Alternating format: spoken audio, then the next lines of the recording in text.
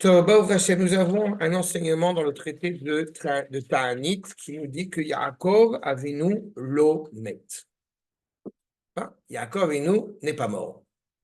Alors, évidemment, quand on voit cette phrase, toujours avec énormément d'humilité qu'on attend de nous et qui doit être exigée, bien évidemment, c'est nos Chachamim savent exactement de quoi ils parlent en disant une phrase pareille. Et ils ont lu la Torah au moins 2 fois plus que moi. Donc, ça nous interroge. Parce que nous avons clairement dans la paracha l'évocation, et on va en parler, de la mort de Yaakov Avinu, de l'enterrement, de l'embaumement de Yaakov Avinu.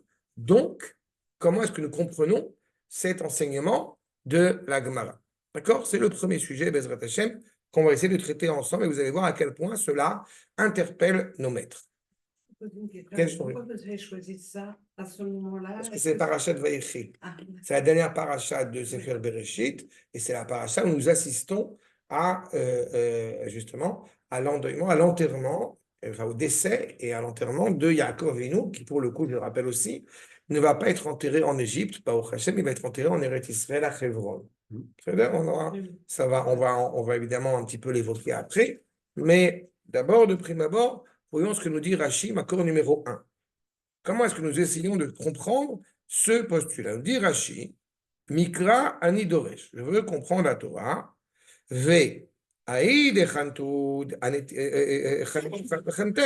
On l'a embaumé. Donc, si on l'a embaumé, c'est à considérer qu'il était mort. Zurim ayu shemet. Il est décédé. Mazaro bachaim.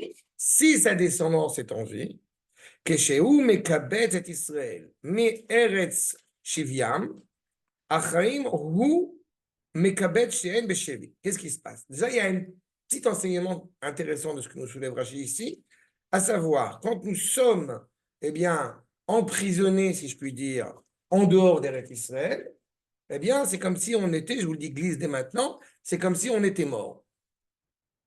C'est pas? Donc, il y a un enseignement ici qui est aussi important. Mais Yaakov Avinu, il a cette capacité à pouvoir essayer de réunir les différents fils et donc les différentes tribus, tout cela encore une fois, pour les ramener, en tous les cas, en préfiguration, de les ramener en Eretz Israël. Mais dans le cas où, eh bien, ils se trouvent là où ils se trouvent, a priori, ils sont rattachés donc à une terre d'exil, donc à une terre impure, donc la mort. Oui, mais Hachem, il lui dit, quand il part, quand Yosef le fait chercher, il lui dit, tu vas partir en Israël, mais t'inquiète pas. En Égypte, je veux dire, mais tu te ramènes. On va en parler. On va y réfléchir. D'accord. Mais ça nous donne une indication première de ce que nous soulève ici Rashi, puisque ta descendance est en vie, donc tu es en vie. Chez Anémite, un homme est chez lui. Puisque, encore une fois, si on est libéré de toute forme d'esclavage, de toute forme d'exil, on est vivant. Achav, Avhu, Bachaim, Shiavienu, Bagola, on va l'amener donc en exil, en dehors d'Eretz Israël, tout cela, Kedei, Ligol et Banav, les Enav, tout cela pour délivrer les enfants à ses yeux, que Moshe Matzinu ben Mitzraim, Vayar Israël, que Israël voit bien une préfiguration de la Géoula. N'oublions pas un détail, c'est que la seule volonté, la seule finalité de l'exil, c'est la Géoula. C'est pas? Nous ne sommes pas en dehors d'Eretz Israël pendant 200 ans, en l'occurrence, Redouchani pendant 210 ans, ou pendant 2000 ans. Nous ne sommes pas en dehors d'Eretz Israël de manière, comment dirais-je, on n'a pas sublimé l'exil. Ce qui serait plus grand n'importe quoi, bien évidemment. Oui. D'accord? C'est-à-dire qu'on a une seule volonté, c'est de revenir à la maison, de revenir à la terre de vie, Eretz Achaim, c'est-à-dire Eretz Israël. Mais il était quand même nécessaire, Kadiré, vous comprenez complètement. Tu as tout à fait raison dans ce que tu dis. Là, c'est pas de Tzadik, c'est pas Mechila du tout. Tu as tout à fait raison. Avec une controverse concernant le fait de la nécessité de cet exil. Pour Rabbi Yitzhak Abravanel, c'est un sujet à part entière, mais c'est toujours bien de le rappeler, c'est à savoir que c'est par le biais de la vente de Yosef que l'exil en Égypte est avéré nécessaire. Le Maharal n'est pas d'accord avec lui et met en évidence le fait que pour se construire en tant que nation, eh bien, nous devons passer par l'Égypte, qui est l'antithèse, autant au niveau géographique, c'est la proximité avec Israël, mais c'est l'antithèse d'Israël. Mais l'exil est nécessaire tant que tu es en exil. C'est-à-dire que tant que justement tu as besoin de te construire en tant que nation en dehors d'Eretz Israël. Mais dès que la nation est constituée, pour reprendre d'ailleurs, c'est le bon moment de le dire, quand l'embryon est formé, il est temps de sortir. Hein? La peine de rester un peu plus dans la matrice égyptienne. Hein? Image intéressante. Mais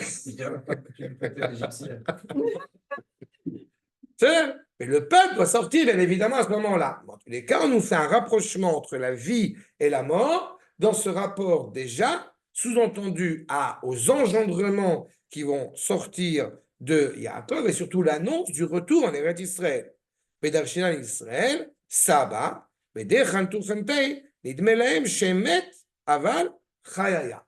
Ils ont l'impression que Yaakov est mort, mais en fait, il est vivant. Donc, il y a déjà une dimension, encore une fois, d'image pour essayer de comprendre cette vitalité qui est inhérente à Yaakov et qui semblerait, donc, du coup, ne serait pas mort.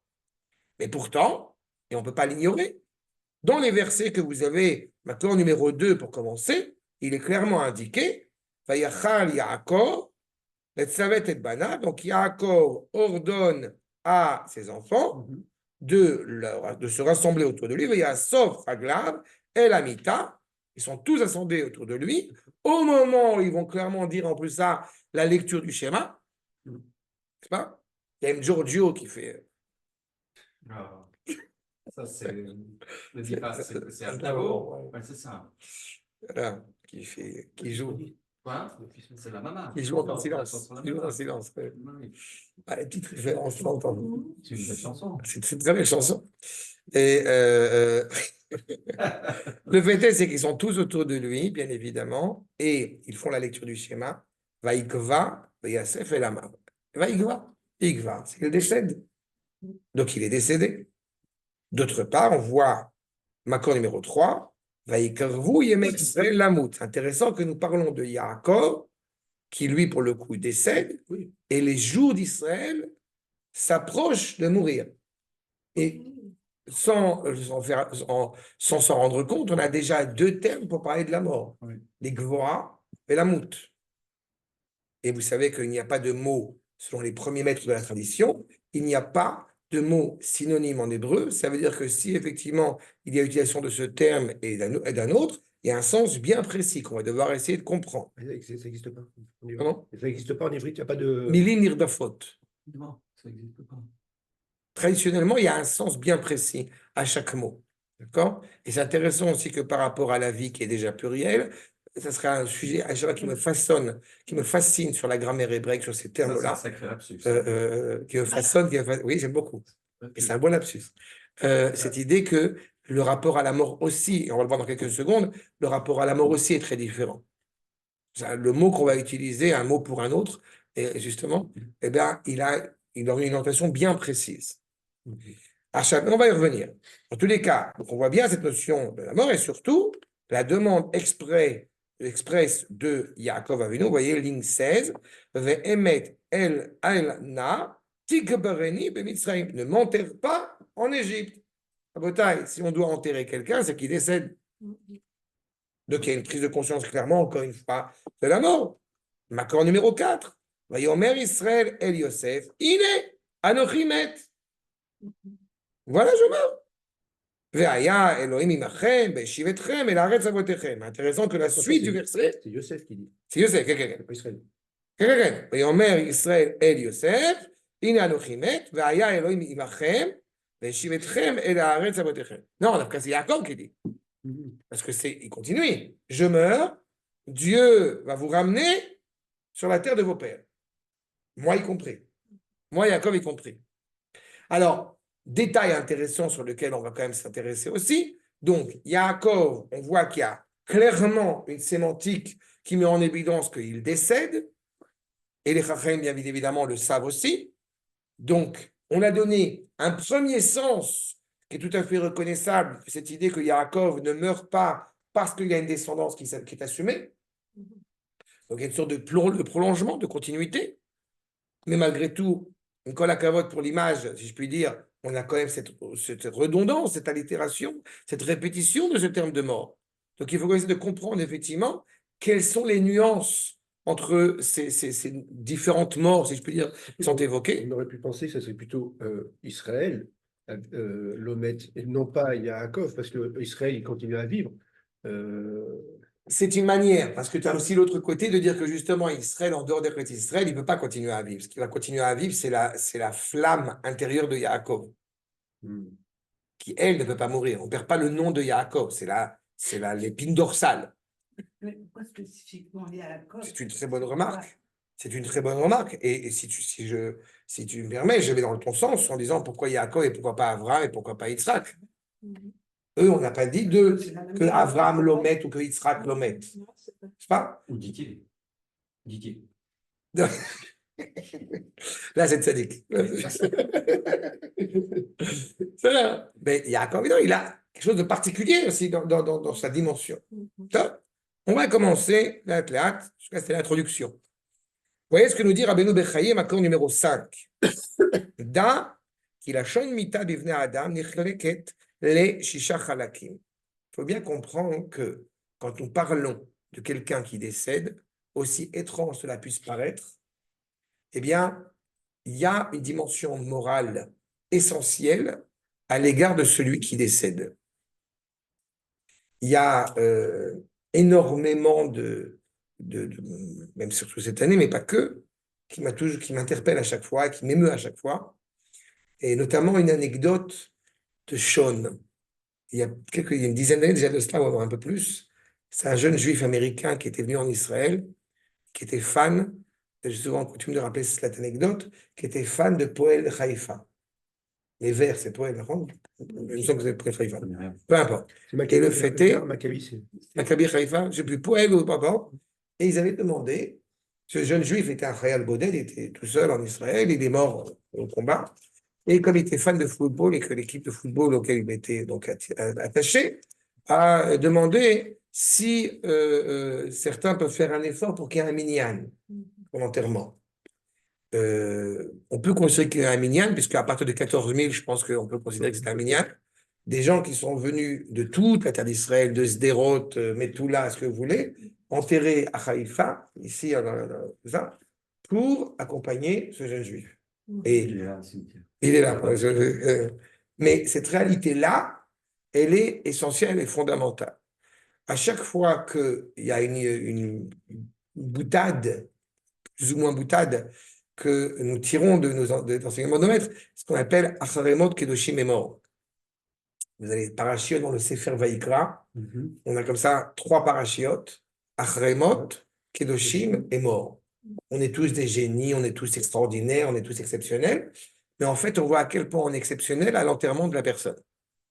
Alors, sauf exception, quand vous avez, par exemple, ce qui est arrivé, ce que j'ai connu aussi, une femme qui a fait une élégie funèbre sur son mari et qui explique pourquoi ils n'ont pas eu d'enfant. Pourquoi ils n'ont pas eu d'enfant? Ils étaient en Russie et puis il n'y avait nulle part où se purifier. Et puis les années ont passé et ils n'ont pas eu d'enfant. Et ils ont eu beaucoup de gens qui ont accompagné ce couple-là. Mais c'était très émouvant de savoir ce don de soi exceptionnel de la part de ce couple. Mais à part ce genre d'exception, où on se retrouve dans des situations des gens qui n'ont malheureusement pas. Mais de manière générale, quand une personne en a beau penser que c'est un génie, c'est une grande personne extraordinaire, c'est de voir qu'est-ce qui se passe à son enterrement. Est-ce qu'il y a des gens qui l'accompagnent ou non? Et ça a une valeur. Donc, nous dit le Rav, un truc très important. Vous avez 3 mots utilisés concernant la mort d'un rachat, et vous avez 3 mots utilisés concernant la mort d'un tzaddik. Shlosha bekatot hareshaim, et shlosha bekatot hatzadikim. Vous comprenez que même le mot, le fait de mourir, ça va, on va tous être dans le même, on va tous mourir, on va tous être dans le sable. Même ça, c'est absolument absurde. C'est absolument abject. Shalosh bakatot hareshaim, mechia, ovdan, karet. Mais en général, mechia. Mechia, c'est l'effaçage total. C'est l'annihilation totale.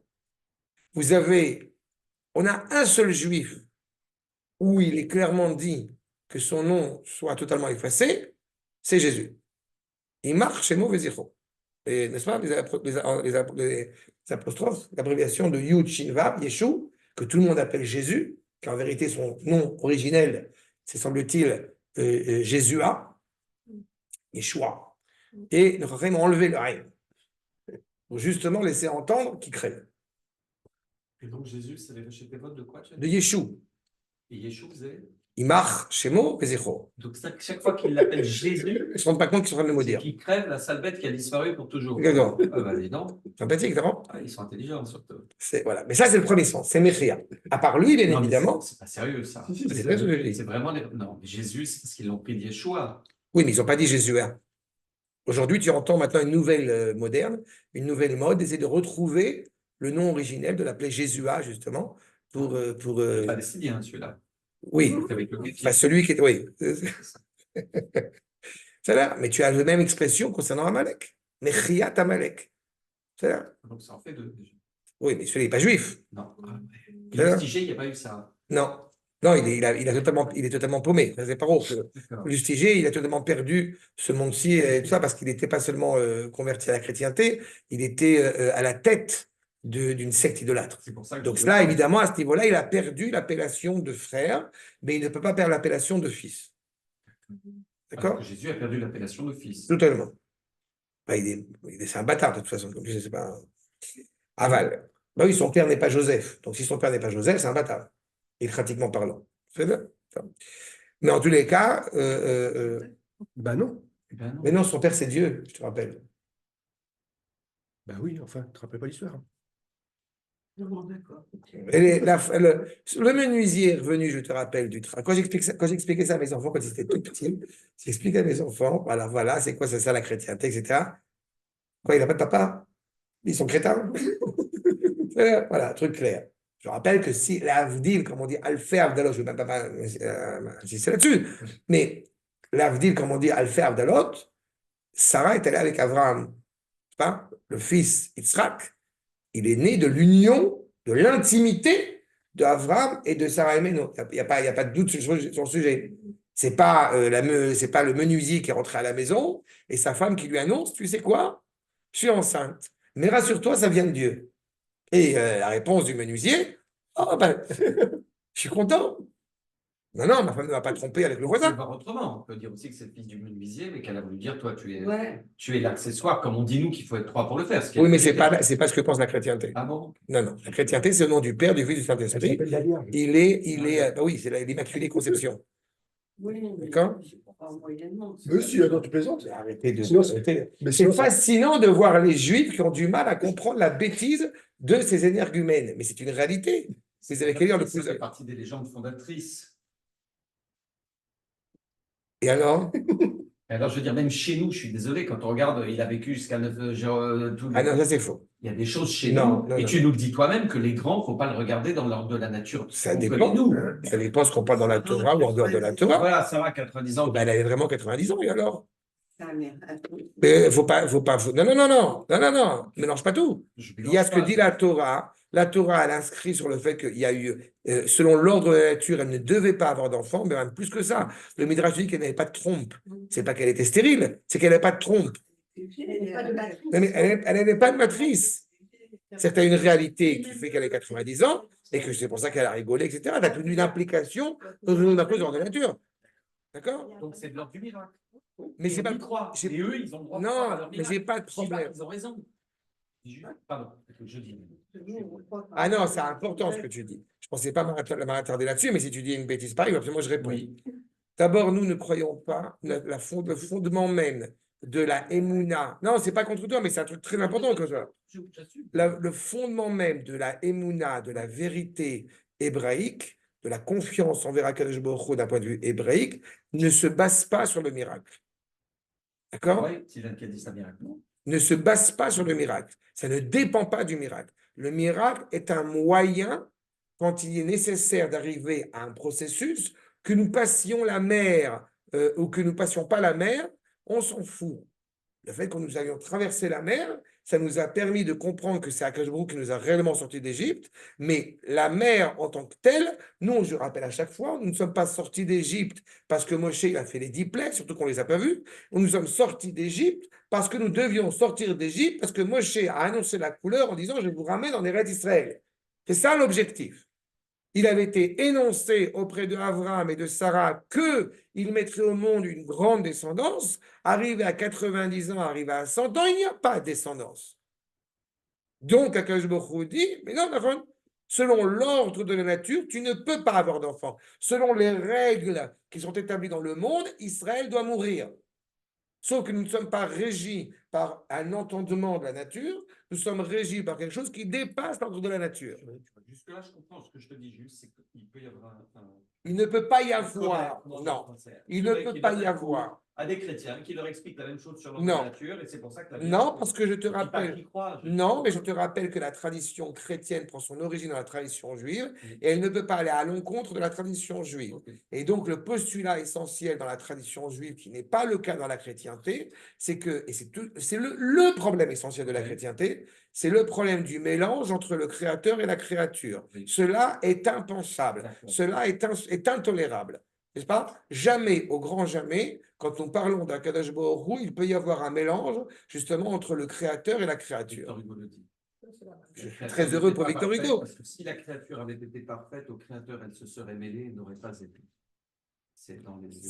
C'est très bien écrit. Ah non, mais il le dit. C'est très bien écrit. Oui. Non, c'est très bien écrit, je te l'accorde tout à fait. Mais, je répète encore une fois, nous ne prenons pas ça de la poésie. Non, pas contre Victor Hugo, mais ne prenons pas de la pensée poétique aussi éloquente soit-elle que de la vérité du projet divin. Non, mais je veux dire, c'est que c'est un chrétien intelligent comme Victor Hugo. Là, voilà.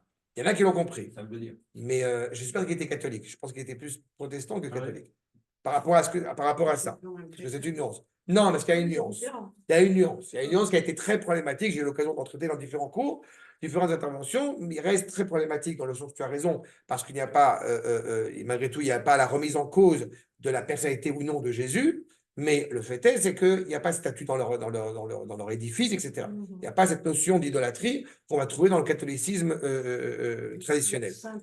Exactement. Il n'y a pas ce rapport-là. Mais surtout, ce qui m'importe, comme j'ai coutume de l'expliquer, c'est que nous, c'est vrai pour les problématiques de la prophétie, si Moshe, tu préserves, mais si Moshe Rabbeinu avait marché sur l'eau et transformé le pain en vin, ce que vous voulez, eh bien, on s'en fout totalement. Il y a des halachot clairement définis. Qu'est-ce qui fait qu'une personne peut venir nous voir et nous dire, écoutez, je suis envoyé par Dieu? D'abord, est-ce que tu es fidèle à la Torah de Moshe ou non?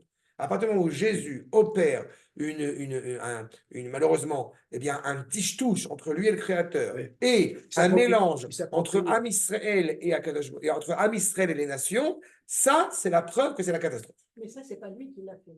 C'est Paul. C'est Paul qui était le seul érudit d'histoire, qui était un militaire. D'accord? Paul, qui est Shaoul de Tarsika, devenu donc Paul, évidemment, est très problématique. Mais lui-même est très problématique. Et l'exemple qui nous est rapporté dans la Gemara, comme j'ai coutume de le citer, c'est l'exemple de Jésus qui se retrouve à l'hôtel dans une auberge avec son maître, Rabbi Yehoshua ben Pachia. Rabbi Yehoshua ben Pachia dit, elle est très belle, et Jésus répond, oui, mais elle a les yeux qui louchent. À partir du moment où il a pensé pendant une seule seconde que le Rosh Yeshiva, eh bien, a des vues sur l'aubergiste, alors qu'il parlait de l'auberge, on a un problème. C'est Jésus qui a répondu ça? C'est Paul ou Jésus? C'est Jésus. Qui a répondu ça? Qui a répondu à son maître, à Rosh Yeshiva. Mais c'est horrible. Bien sûr que c'est horrible. Bien sûr, au Rabat. D'accord? Donc, c'est très problématique. S'il n'a pas réglé, on avait dit, on ne parle pas de ça. On parle pas de ça. D'accord? Ouais. Mais bon, surtout. Bon, en tous les cas, vous comprenez que ce n'est pas n'importe qui. D'accord? On n'a pas, en aucune manière, on pourrait occulter ou on pourrait se dire imputer à n'importe quel juif, y compris l'UCG pour le coup, eh bien, ce genre de terme.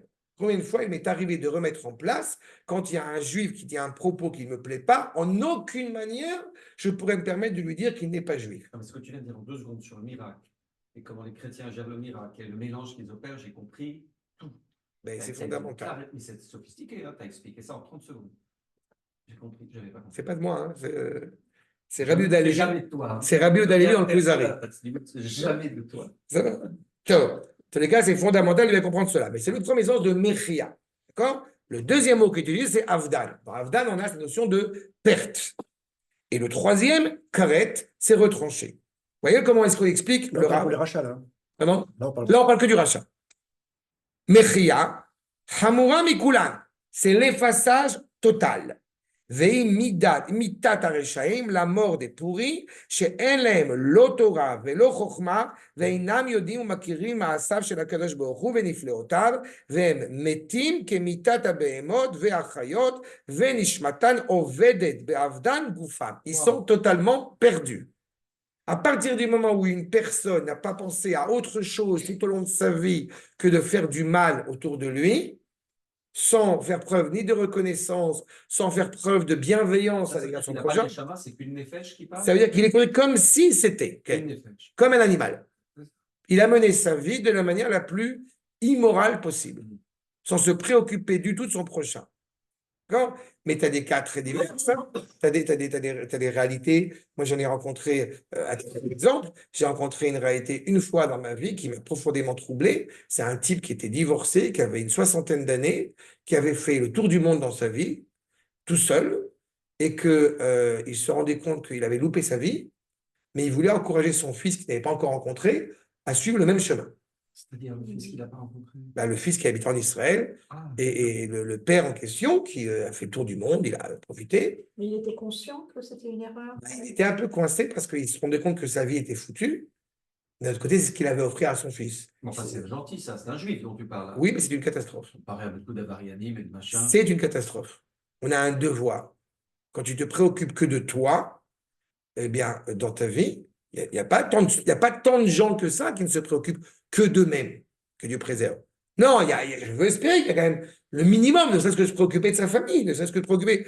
Il y a cet intérêt, on n'est pas tous érudits en Torah, mais on a au moins cet intérêt-là. Mais quand on assiste à quelqu'un qui n'a eu d'autres envies, que d'autres désirs, que lui soit soi-même, et voilà. Enfin, faire le tour du monde, c'est pas moi et moi-même. Ça ne veut pas dire que c'est moi et moi-même. Il avait une famille qu'il a abandonnée pour ça. Donc c'est un problème. J'ai eu le souci, moi, avec mon aîné, Nathan, que tu connais bien. Parce qu'il voulait étudier. Et je lui dis, il est enfermé avec des livres, c'est pas chez nous. Il faut faire une famille, il faut avancer, il faut donner aux autres, il faut travailler. Bon, mais après, encore une fois, il y a une question d'éducation, une question de valeur, il y a plein de choses. Ce que je veux dire, c'est que tu n'as pas besoin de faire le tour du monde. Tu peux être un grand égoïste. Je ne parle pas de ce que Dieu préserve. Tout à fait. Tu peux être un grand égoïste en restant dans ta chambre avec tes livres. C'est même très confortable. C'est qui? André, sans frapper en plus. En plus. C'est André sans frapper. C'est bien, mais encore une fois, On t'a laissé de la j'ai pris cet exemple-là. Il faut un verbe pour une- J'ai pris cet exemple-là, encore une fois, pour montrer que c'est pas que un brigand. S'il te plaît, bien sûr. J'ai pris cet exemple-là pour montrer que c'est pas que un brigand. C'est pas dans le sens. Ah oui, c'est Non. pas que le havarien. C'est pas que le havarien au J'ai sens compris. là. Ok. D'accord? C'est ce qu'il dit encore une fois de ne même pas avoir essayé. C'est ce qu'il te dit. De ne pas s'émerveiller encore une fois des merveilles du Créateur Merci bien. et encore une fois d'être mort comme la mort d'un animal. Tu n'as rien laissé. Encore une fois, c'est des exemples qui sont terribles et ça me peine. Mais je sais que j'ai quelqu'un qui est décédé, maintenant quelqu'un dans ma famille qui s'est mal comporté avec son épouse toute sa vie. Qui en plus de ça, il s'est avéré qu'il y a des enfants un peu partout. Sauf le Shabbat. C'est Il nous a méchant. enseigné le Shabbat, on doit pas.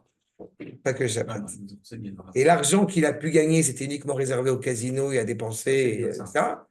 Et après, on s'étonne que malheureusement, c'est une réalité. On s'étonne que quand il décède, les enfants ne sont pas intéressés à lui construire une tombe. Bon, il y a un moment donné, il y a des responsabilités qu'on prend. Je veux dire, le monde n'est pas géré, n'est pas à l'abandon. Le rachat, c'est pas seulement celui qui faute. On a le droit de fauter, malheureusement. Mais le rachat, c'est celui qui persiste et signe. Je ne m'intéresse pas à faire du bien autour de moi, à faire du bien dans le monde. Et vous allez voir, d'ailleurs, regarde. Et le deuxième, bon, on va y arriver. Rachat. Ou miser un marche Shlomo. Regardez ce qu'il nous dit. Le roi Shlomo, ligne 29. Amar Shlomo Amelech dans les proverbes. Vener Rechaim Idach. Qu'est-ce qui va rester? Qu'est-ce qui va rester de tout l'artifice, de tout le tcheklala, de tout le choufounénès que tu as fait toute ta vie? Rien. La lumière qui resplendit, elle ne peut resplendir que parce qu'il y a l'huile qui vient l'alimenter. L'huile ici à comprendre en tant que quoi? En tant que matériel, en tant que chomer. Tu viens épater la galerie parce que tu n'as rien fait de bien dans ta vie, mais tu n'as fait qu'essayer de, voilà, de faire de l'étincelle. Qui imshil nefesh racha la ner. Le pourri, il est comparé justement à cette bougie. Ou be'er shayat tluya begoufo, qui était dépendant de son corps. Keshem she or haner, comme la lumière, elle dépend talouy bashemen. Ou bechalut hashemen idach. Quand il n'y a plus d'huile, il ne reste plus rien. Oraner, c'est un très joli kibbutz à côté de Erez. Ils ont Oui, mais sauvé la vie Shalom, des c'est gens pas. d'Erez. Oui, Oui, j'imagine que c'est bien là, mais il s'appelle Oraner. est-ce que la Misa avec Torah aura l'inverse? J'ai dit, il y a des choses positives dans la lumière. Mais le problème, c'est que cette image-là que disait par Shlomo, elle est terrible. Je te dis, c'est quelqu'un qui, encore une fois, n'a passé sa vie que à rien faire, que du vent. V. À Katazot, là, elle a Sachar Veones, Léolam. C'est terrible ce que je viens de dire. Ce groupe-là, il n'a aucun châtiment, ni aucune récompense pour l'éternité. Comment c'est possible? Et autant de récompense, on peut comprendre. Et pourquoi châtiment? Parce que quand il y a un châtiment, il ne faut jamais oublier que la conception hébraïque, c'est que le châtiment, il est pédagogique. Donc, quand on a confiance dans la personne qu'il faille corriger, a priori, on peut lui donner un châtiment. Mais là, la personne s'est tellement exclue, et c'est tellement mis en dehors de la réparation possible, que ça ne sert à rien. Kagon, de Ramaboul. Qu'est-ce qu'il y a de la génération du déluge? Rien. Shennamuchu, Mina Olamazé, ou Mina Olamaba. Ni dans ce monde, ni dans ce monde, ni dans le monde futur, la génération du déluge n'a rien. Et pourtant, elle a été extraordinaire d'un point de vue technologique, d'un point de vue de l'avancée des prouesses. Mais à quoi ça a servi? À part à rien. D'accord? Ok. Donc, c'est la question de cher Abedou. Pourquoi les rachats ne sont pas finis? C'est juste pour des épreuves. Oh, bon, ça revient sur le Habakkuk, ce qu'on est en train de traiter par rapport à Habakkuk. Mais la question que tu poses, elle implique aussi, je suis en train de terminer, Bezrat Hashem, un article sur la souffrance du juste. Et je vais évoquer ça aussi. Il y a une vidéo, si vous me permettez, je ne poste jamais dans ton canal du cours, mais si tu me permets, je la posterai, elle dure 1 minute 30 du rap. Sachs, tu vois qui c'est? Je sais exactement qui c'est. Et c'est Why Bad Things Happen to Good People. C'est un bijou. Tu me permettras de la poster? Non. D'accord, je la posterai bien. Lui, non. Ah bon? Je ne le connaissais pas que Voilà. cette vidéo. Ah, il n'est pas bien, lui?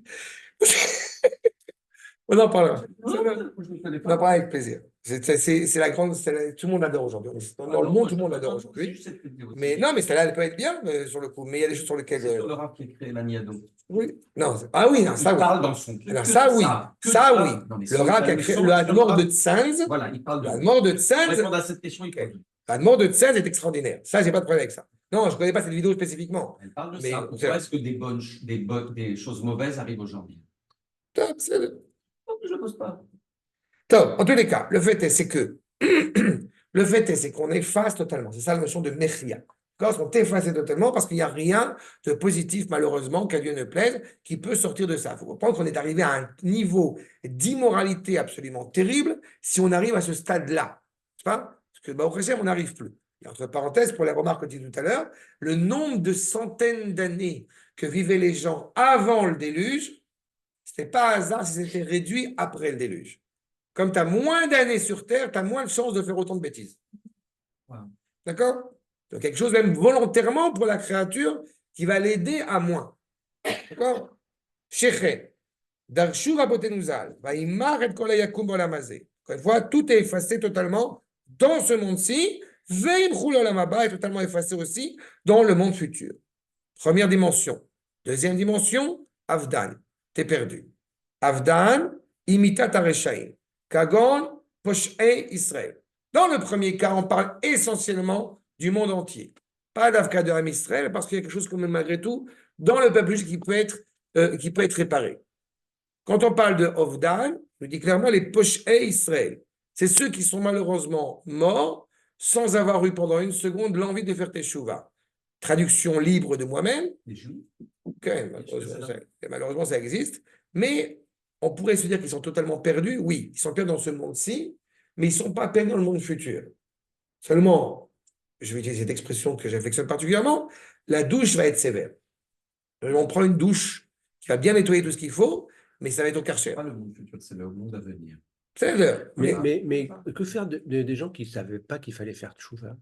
c'est pas la même chose. Parce que là aussi, encore une fois, la notion de teshuva, comme on avait déjà l'occasion d'évoquer ensemble, c'est pas seulement la problématique d'avoir mis les tefilines, d'avoir mangé kasher ou non. C'est l'idée de vouloir faire du bien autour de soi. Tu peux te trouver dans une situation où la personne, malheureusement, eh bien, elle n'a pas forcément appris à mettre les tefilines, mais il y a des cas comme ça. Je pense à mon papa, tu vois, typiquement. Oui, mais c'est pas la même problématique. Parce que, par exemple, pas une seule seconde, il a renoncé à son identité juive. Ouais. Par exemple. Mhm. Donc, c'est déjà une trace. C'est déjà une marque. Mhm. Tu vois Mais moi, je dis, la notion de tchouva, il ne savent même pas ce que c'est. oui, mais parce qu'encore une fois, la notion de teshuva, elle a été accaparée par le monde dit religieux, alors que la teshuva, on a l'occasion d'évoquer, elle est beaucoup plus large que ça. Je dis, le vouloir faire du bien autour de soi, c'est déjà la teshuva. Mhm. Là, on parle d'une réalité, il te dit, Posh'e Israël, Shemetu Belo Teshuva. Eux, ils sont condamnés a priori à aller au Gehinnom. C'est quoi la Gehem? C'est la douche. D'accord? Le temps, si je puis dire, que nous passons dans cette structure-là, eh bien, il est plus ou moins long en fonction de ce que nous avons fait ici. D'accord? Mais nous n'avons jamais cette notion d'absolu. D'abord, l'enfer, ça n'existe pas. C'est pas de chez nous. L'enfer, c'est les autres. Mais on a surtout cette idée qu'il y a un travail à faire. Donc, on est perdu dans ce monde, mais dont on va devoir traverser une période plus ou moins délicate, qui nous est totalement, encore une fois, on ne peut dire que des images, parce qu'on parle, on parle de la Neshama, quelque part, qui va traverser cette douche. Donc, automatiquement, cela implique cette perte. Il y avait une chez ça, dans l'enfer, c'est les autres, c'est dans les mots. Et il y avait il dit dedans, il est le diable. Et il dit, Dieu fait le bien, moi je fais le mal, j'invente. Et c'est très chrétien. Parce que Dieu aussi a fait le mal. Il n'a pas fait le mal pour le mal, il a fait. Non, non, bien sûr. Cette notion, justement, d'idolâtrie qui est défendue par la tradition chrétienne, il y a le Dieu du bien et le Dieu du mal. Nous ne connaissons pas ce genre de situation. Nous sommes contre la monolatrie. Nous sommes pour le monothéisme absolu, c'est-à-dire le monisme. Pas? Et cette problématique-là, elle est très, malheureusement, elle n'est pas suffisamment comprise et entendue par un certain nombre de juifs. Il y a un sens à l'histoire que tu veux que tu ne le veuilles pas. Donc, celui qui a renoncé à la teshuva, c'est celui qui, justement, se dit, de toute façon, quelque part, le désespoir amène à ça. Mais en ce qui concerne ton père, pour le coup, comme d'autres, malheureusement, on les a un petit peu aidés à se désespérer aussi. C'est pas venu tout seul. D'accord ? Je ne dis pas que par rapport à l'Égypte, il y a quand même les 4/5e qui ne sont pas sortis. Donc, il a fallu quand même que, bon, il se passe beaucoup de choses avant d'arriver à ça. En tout cas, c'est une réalité. Ou chez Katou, Evadeti est un effet je l'ai mené à sa perte. Veimita Hamura Mikaret. Elle est quand même plus grave que d'être retranchée, que le karet. Karet, imita Tareshaim, Sheneshem Averot, Shenitchaivu Alem Karet. Et on n'a pas évoqué la question des fautes dans le Havdan. La personne elle ne s'est pas interrogée. Il y a une différence, vous comprenez, pareil, ce n'est pas du tout le propos que je tiens maintenant, mais pour vous faire un petit peu un parallèle. Combien il y a une différence entre quelqu'un qui ne fait pas Shabbat et quelqu'un. On fait un Achnasat Sefer Torah. Il y a une différence entre quelqu'un qui ne s'intéresse pas à l'Achnasat Sefer Torah, qui n'est pas religieux, mais qui est très ému de voir l'Achnasat Sefer Torah, et celui qui jette sa chaussure ou qui crache sur cette Achnasat Sefer Torah. Il y a une nuance entre les deux quand même. D'accord ? Bon, ben, c'est un peu ça. D'accord ? Il y a des réalités, malheureusement, ça existe, malheureusement, parfois dû à la souffrance, mais il y a des réalités qui sont inscrites dans ce sens-là. Et ce n'est pas du même ordre. Maintenant, le karet, il dit clairement, ce sont des gens qui ont fait des fautes qui sont dramatiques. C'est traïvou à la karet. Une fois qu'ils ont été jugés pour cela, qu'ils ont reçu cette justesse, eh bien, comme je l'ai dit, c'est la douche. Elle est un peu moins dure que la douche de Havdan, mais elle est dure quand même. Qui est retranché. Le Havdan, il est perdu. Le karet, c'est que retranché. Le karet, tu peux vivre ici de manière, tu peux vivre de faste, tu peux vivre très riche, tu peux avoir tout ce que tu veux, tous les pouvoirs que tu veux, et pourtant, tu es chayav karet, que Dieu préserve. Parce que c'est uniquement retranché, entre guillemets, du monde d'en haut. Par exemple. Je crois que lui, c'est plus que ça veut.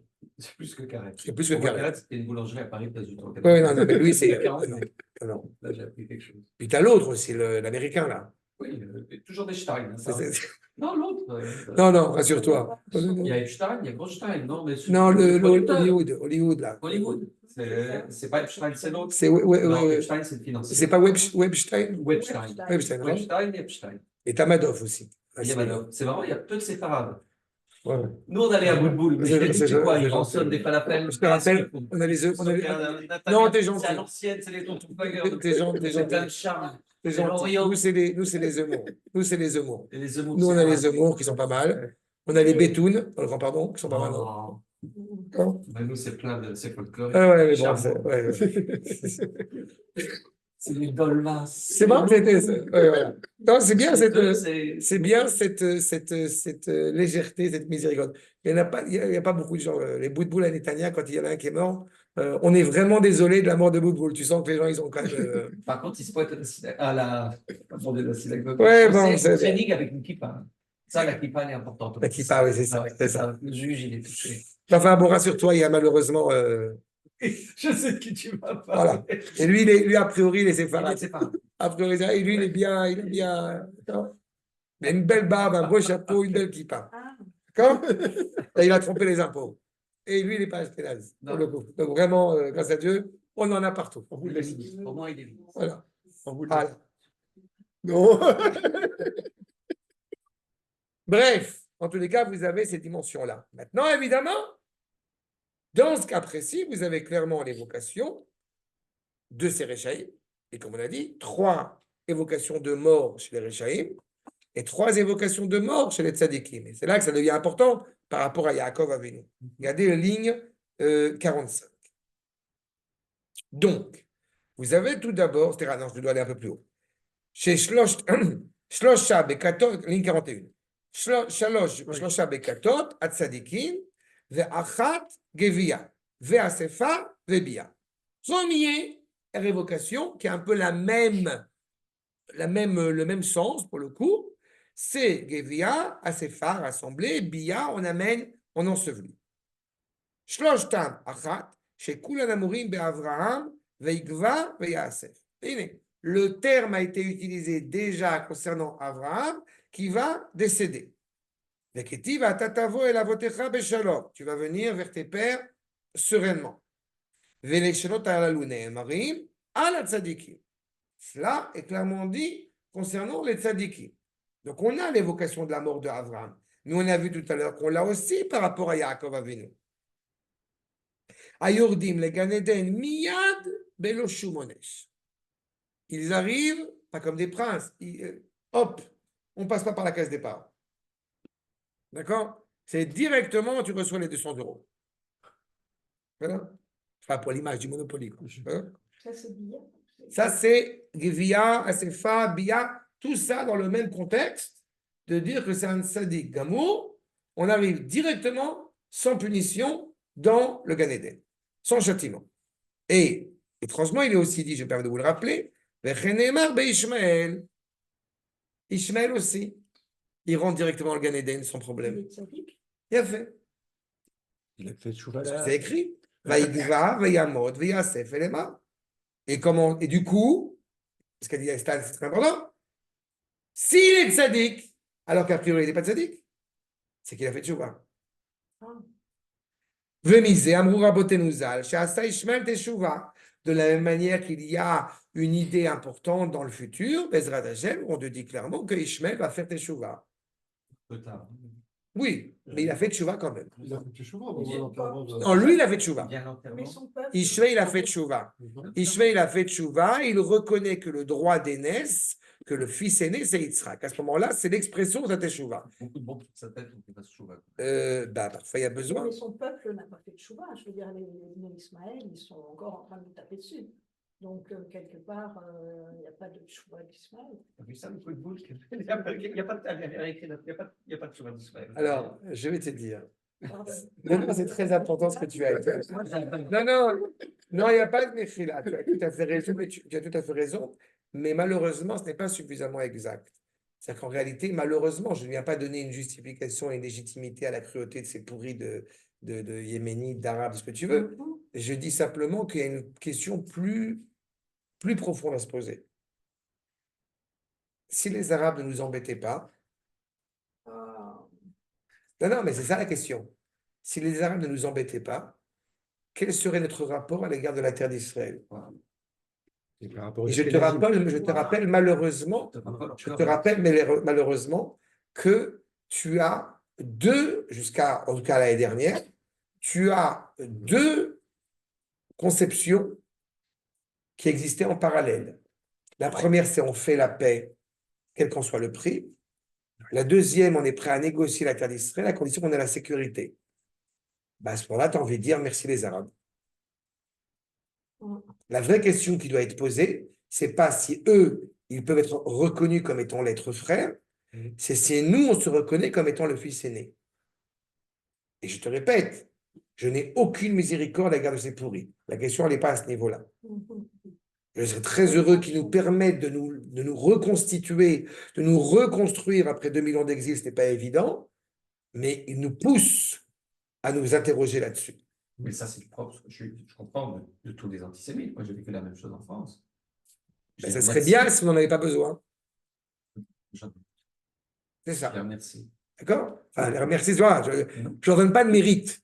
Mais tu vois, c'est ça la problématique. Et donc, je te répète, en Israël, on a une vraie question à se poser. Oui, ça, je suis d'accord. Maintenant, surtout à l'approche du dit Tevet avec le rappel de l'évocation de la Shoah, on a des vraies questions à se poser. Tu sais, il y a une question, une histoire que j'ai racontée. Il y a une bonne vieille grand-mère qui a vécu la Shoah. Non, ou pas? Non, une bonne vieille grand-mère qui a vécu la Shoah, qui était rescapée d'Auschwitz. Ouais. Et souvent, malheureusement, en Israël, on a reproché, certains ont fait ce reproche maladroit, de reprocher aux Juifs qui sont partis à Auschwitz d'aller comme des moutons grégaires. Et la grand-mère a dit, cette grand-mère en question a dit, on n'était pas des moutons grégaires, on n'avait pas d'armée, on n'avait pas d'État. Les moutons grégaires, c'est vous. Vous avez une armée, vous avez un État, vous avez une possibilité de vous défendre. Un Arabe qui rentre en pleine rue, qui poignarde n'importe qui, sans aucun problème, et on ne réagit pas. Le fait qu'on ait encore 100 otages, alors qu'il suffirait d'appuyer sur un bouton pour qu'il n'y ait plus 100 otages, eh bien, on ne le fait pas par vouloir être plus royaliste que le pape. Donc là-dessus, je vais te dire, voilà, quand nous, on aura compris ce que nous avons à faire, notre force et notre faiblesse, cette miséricorde absolument nauséabonde. Bref. Tu imagines le militant en ministre de la Défense. C'est une bombe atomique à tout le monde.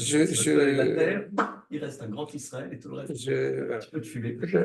Non, il faut un peu. Peut-être un petit boudin. Non, un petit. Au Khari. Moi, ça me suffit. Du fleuve de l'Euphrate au fleuve de Sinaï, ça me suffit. Je n'ai pas besoin de plus que ça.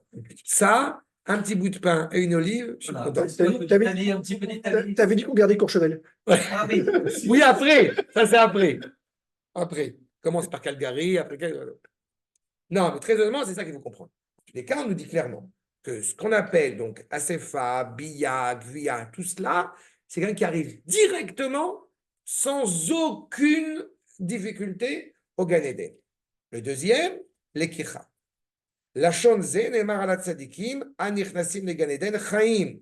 Velo ta'amu ta'am mita, keinyan Chanoch. Chanoch, par exemple, Akash Baruch Hu l'a pris avant qu'il ne puisse fauter. Donc, il n'a pas fauté. D'accord? Vous avez des gens comme ça. Ils n'ont pas goûté le goût de la faute. Oui. Il n'est plus à que je brûle la Il y a un livre entier de Charles Bopsy, exceptionnel, sur Eneno Chanosh qui est Elohim Lakachoto. Ah oui, parce que c'est assez perfectionné. C'est une histoire. Il y avait à la maison Rouven et Nathan qui étudiaient ce livre et ils ont étudié Eneno Chanosh. Hanor, qui est Elohim Lakachoto. Et le livre est entièrement sur pourquoi. La conclusion, c'est que c'est un ange. Mais il passe par des tas de. Vous vous rendez compte? La veille de Eneno Emmanuel, qui est Elohim Lakachoto. Wow. Et le moment où ils ont lu ça, je me suis levé et je l'aurais lu. Je vous jure que c'est une histoire vraie. Hein. Je l'aurais lu dans. Derrida a fait des eulogies. Eulogie, on dit, quand quelqu'un meurt? Élégie. Élégie, exceptionnel. Et il y a un livre entier qui s'appelle Chaque fois unique, la fin du monde. Un livre de Derrida. Et il y a l'élégie de Blanchot, plein de gens, mais il y a l'élégie d'Emmanuel Lévinas. et je leur ai lu Adieu, Emmanuel. À Dieu. La veille. Vous vous rendez compte? Oh, Parce que wow. tu parles de femme. C'est Oui. dingue. C'est dingue. Dans tous les cas, donc, Asefa, Lekicha, Vechen, Beliaou, pareil, Eliaou aussi a été pris comme ça, sans avoir goûté la faute. Là, encore une fois, c'est important pour nous de rappeler cela quand on pense vouloir certains imputer à Eliaou une quelconque faute. Vous voyez qu'il n'y a pas de faute, parce qu'Akashbro le prend. C'est une bénédiction. C'est pris. D'accord. Enfin, troisième évocation, c'est la Menoucha. Vous avez ligne 52, Ashlishi, Menoucha. La Shonzenemar à la Tzadikim, ou Be'avtacha Techiyat Ametim. La satisfaction, la promesse de la résurrection des morts. Les fichiers Beotozman, Yé, Shabbat ou Menoucha, ou Shenemar, Ve'ata, Lecha, Lech Leketz, Vetanuach, Vetamod, Ligorelcha, Leketz Ayamim. On a la satisfaction. Là encore, on a pu trébucher, on a pu se tromper, mais on a la Menoucha. Pourquoi on a la Menoucha? Parce qu'on est assuré de revenir. On est assuré de la résurrection des morts, la préfiguration du Shabbat. D'accord? Donc, d'ailleurs, on a 3 niveaux chez les Réchaïm, on a 3 niveaux, là encore une fois, chez les Tzadikim. La mort de Yaakov, comment la comprendre dans ce contexte-là? D'abord, vous voyez que Yaakov, eh bien, comme on l'a dit, il fait partie de ces Tzadikim qui arrivent directement au Gan Eden. Sans aucune épreuve, sans aucune difficulté, sans aucune inquiétude. Mais encore une fois, on répète, donc il est mort. Mais dans ce cas-là, pourquoi est-ce qu'on dit qu'il n'est pas mort? Et quand il est là, pourquoi est-ce qu'on ne dit pas concernant Avraham et Yitzhak qui ne sont pas morts? Première réponse. Après avoir regardé toutes ces questions-là, première réponse, la terre d'Israël. Avraham et Yitzhak décèdent en Eretz Israël. Oui. On aurait pu penser, puisque Yaakov Avinu est décédé en terre d'Égypte, que lui, il est mort. Ah oui. C'est tout ça. Regardez le Maharsha Makon numéro 6. Yesh lomar beze, alpi ma shekatu beperek bet de Ketubot, comme il est inscrit dans le 2e chapitre de la Gemara du traité de Ketubot, metim shebechutz laaretz einan chaim. Ceux qui sont morts en dehors d'Eretz Israël, ils ne sont pas vivants. C'est pas, ça paraît, si j'avais enlevé le chutz laaretz, on aurait dit, bah oui, s'ils sont morts, ils ne sont pas vivants. Ouais. C'est pas, il n'y a pas de, non, il y a une insistance à être rattaché à la vie, même quand tu es décédé. C'est le cas du tzaddik. Un tzaddik, quand il décède, même décédé, il est appelé vivant. C'est pas? On ne dit jamais, en l'occurrence, tous ces maîtres que je vous rapporte, on ne dit pas Rashi a dit, on dit Rashi dit. J'ai un doute, je ne sais pas. Viens, on va aller demander à Rashi. C'est quand on va aller demander à Rashi? On va prendre l'avion, on va partir à 3. On va demander à Rashi, c'est qu'on considère Rashi comme étant vivant. Et si c'est vrai pour Rashi, c'est d'autant plus vrai pour Yaakov Avinu. Alors que justement, chez Nehemar, Noten Neshama Amalea, qui est Eretz Israël Nikra Eretz Chaim, la terre d'Eretz Israël est appelée la terre de la vie. Mitat Tzadikim, chez Eretz Israël, Einarak, Mita Mikrit. Tu es mort par accident, mais tu es toujours vivant. Il ne faut pas oublier que la terre d'Eretz Israël, elle a plusieurs noms, ce qui est très intéressant, parce qu'elle est appelée, quand on va d'un côté en préfixe, c'est 2 vortes, 2 livrets Torah que je vous donne en même temps là, l'un du Rav Kook, l'autre du Tzouf Dvash, du Rav David Ben Shimon, qui est un grand maître marocain.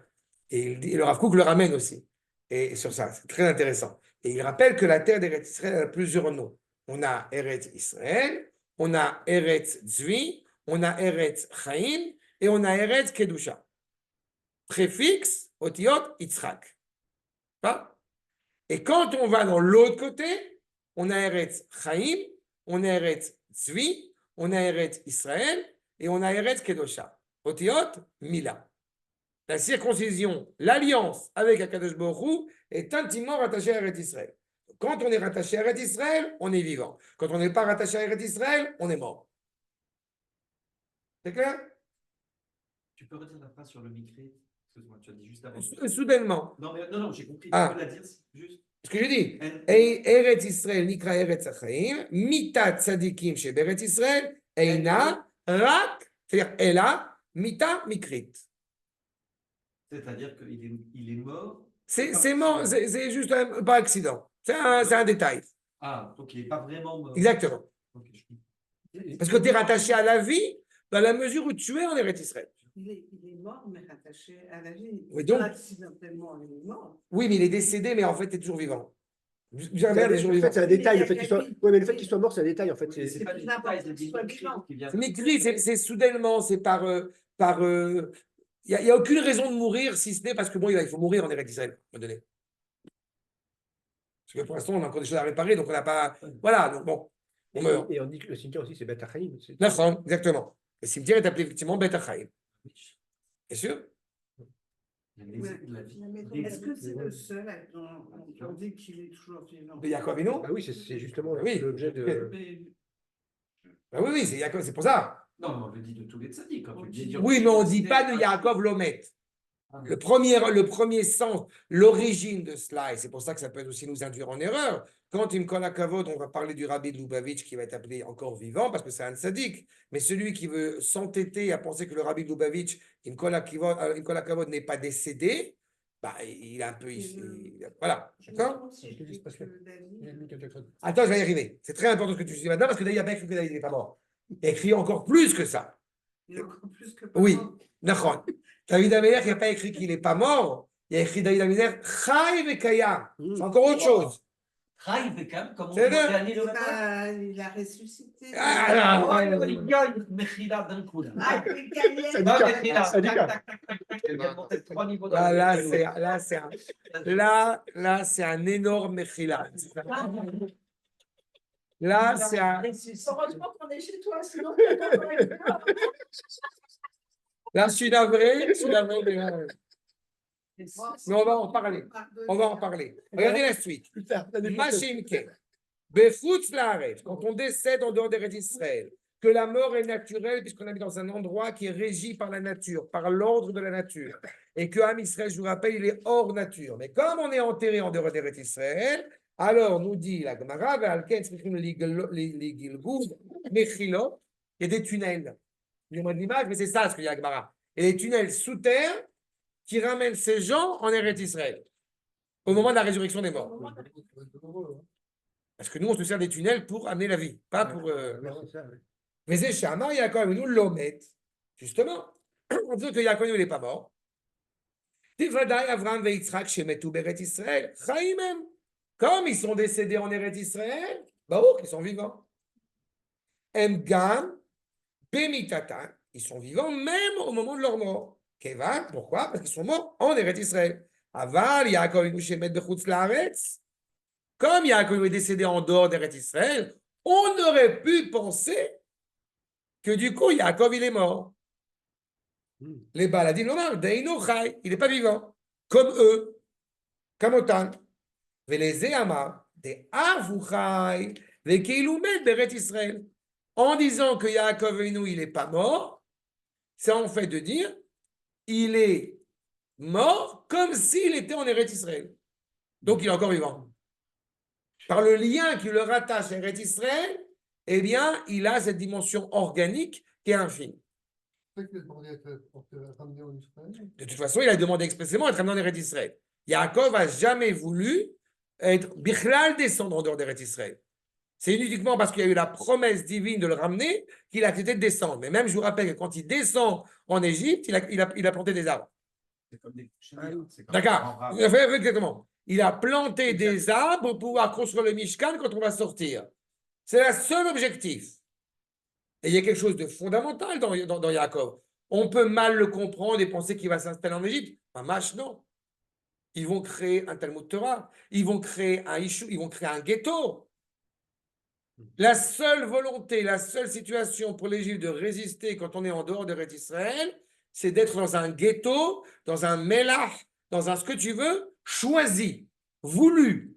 On n'est pas chez nous. C'est la preuve qu'il est rattaché à Eretz Israël.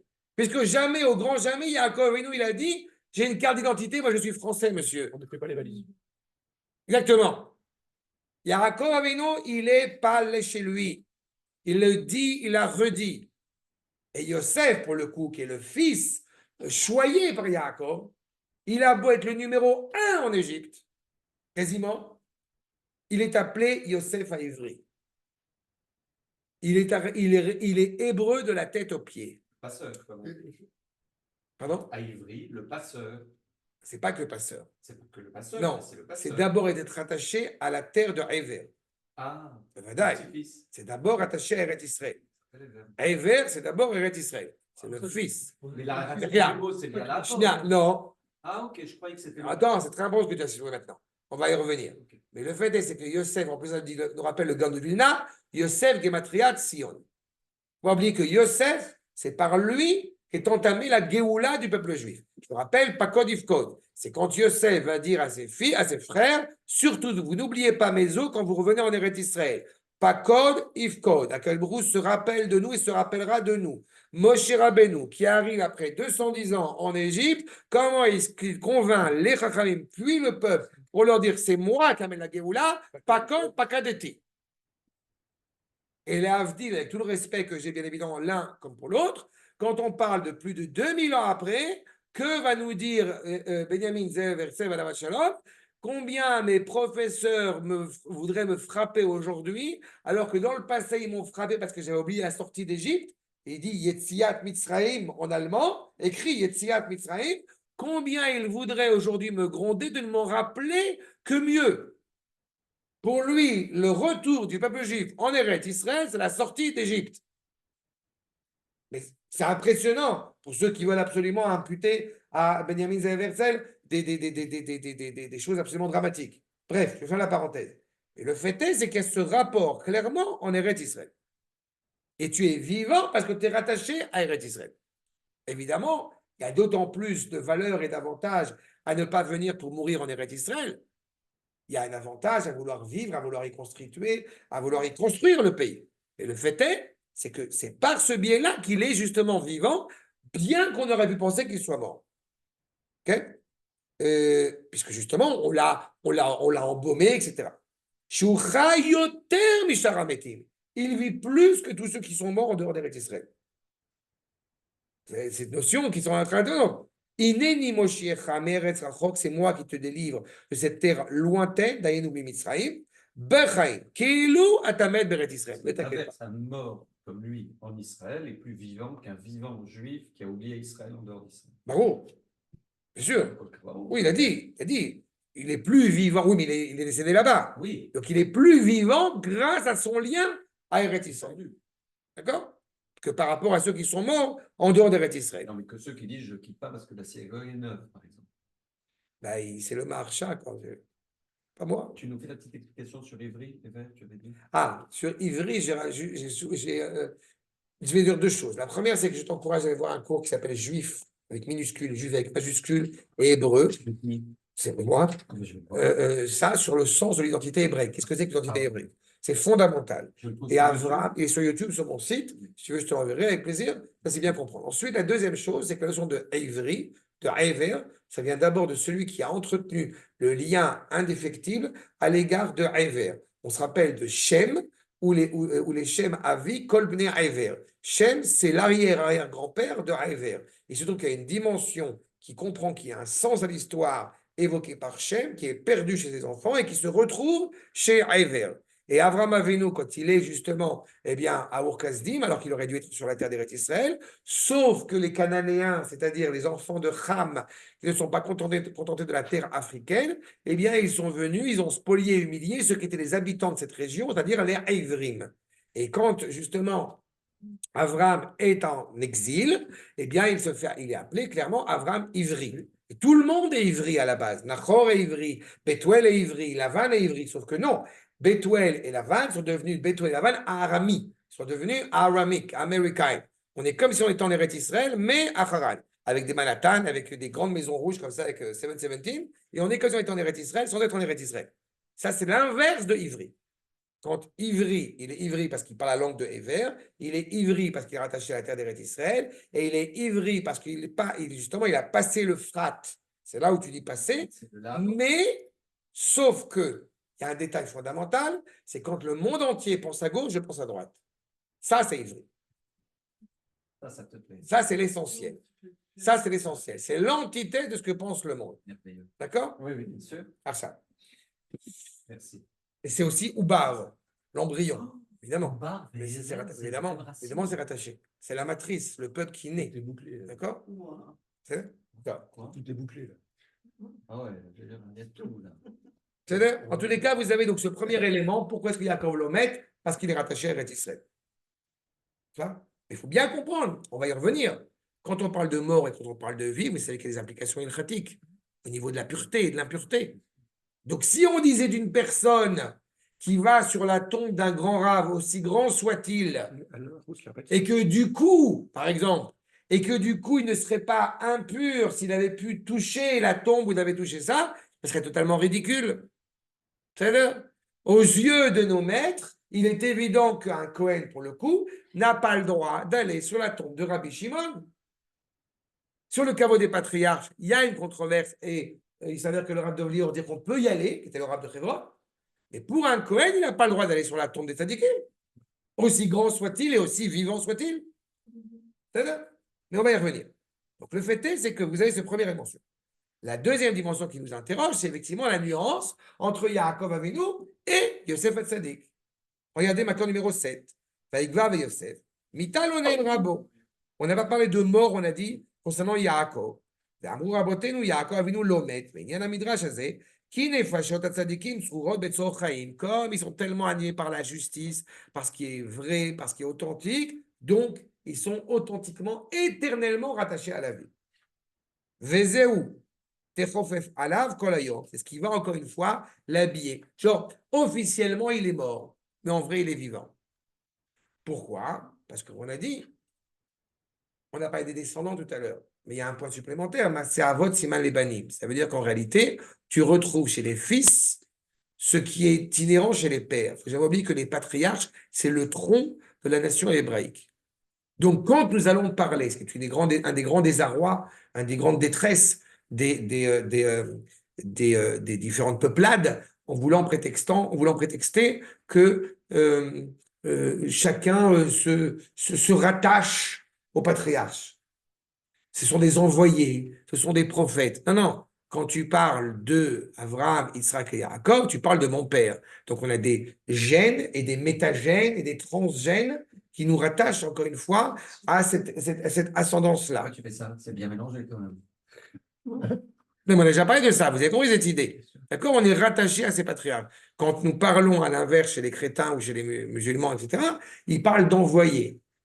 Votre doctrine d'Abraham, Isaac et Jacob, ce n'est pas une doctrine. Encore une fois, c'est un aiguillage que nous portons sur notre neshama, notre identité. J'ai toujours coutume de rappeler, j'ai dû le rappeler ici 15 000 fois, je m'en excuse, que le fait que nous faisions la circoncision, pas parce qu'Abraham a fait la circoncision, mais parce que Moshe a exigé de faire la circoncision. Mais nous sommes appropriés à faire la circoncision parce que nous sommes les fils d'eux. Et c'est une notion qui est fondamentale. Maintenant, quand on entend cela, alors s'ils ne sont pas morts, et si Yaakov n'est pas mort, comme je l'ai déjà un petit peu indiqué en allusion, la question de la pureté et de l'impureté.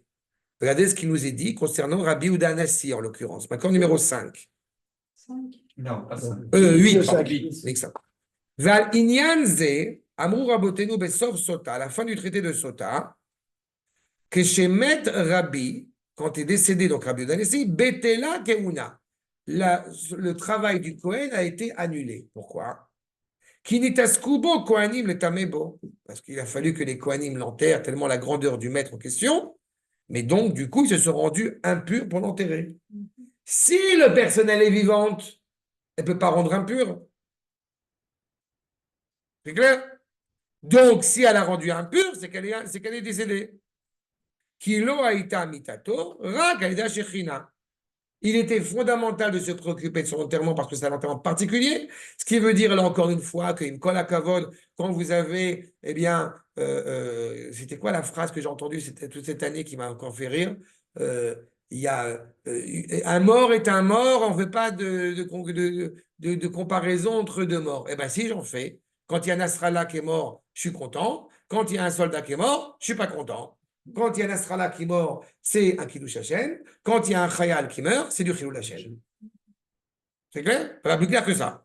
Et la preuve, vous voyez, Quand on a quelqu'un d'important qui a apporté, qui a été une luminosité pour l'âme Israël, qui a permis au monde d'aller mieux, moralement, son décès est un drame.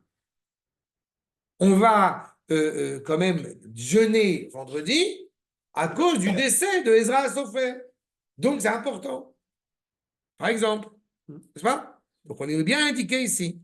Maintenant, il se trouve que ce qu'il y a de particulier chez Yaakov Avinu, en plus de tout le reste, et c'est pour ça qu'il y a aussi cette dimension, je vais dire, de au-delà des règles de pureté et d'impureté, c'est le fait que Yaakov Avinu, vous vous rappelez, il demande à ses fils, on l'a dit tout à l'heure, de venir autour de lui.